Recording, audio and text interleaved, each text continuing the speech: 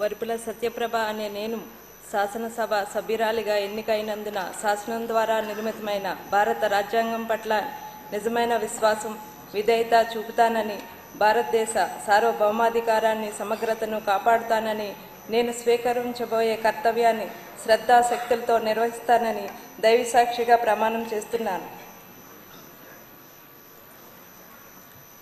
ఆంధ్రప్రదేశ్ శాసనసభ సభ్యురాలనైన వరిపుల సత్యప్రభ అనే నేను సభ నియమాలకు కట్టుబడి ఉంటానని, వాటిని అనుసరిస్తానని, సభ మర్యాదలను పాటిస్తానని, సంప్రదాయాలను గౌరవిస్తానని దైవసాక్షిగా ప్రమాణం చేస్తున్నాను.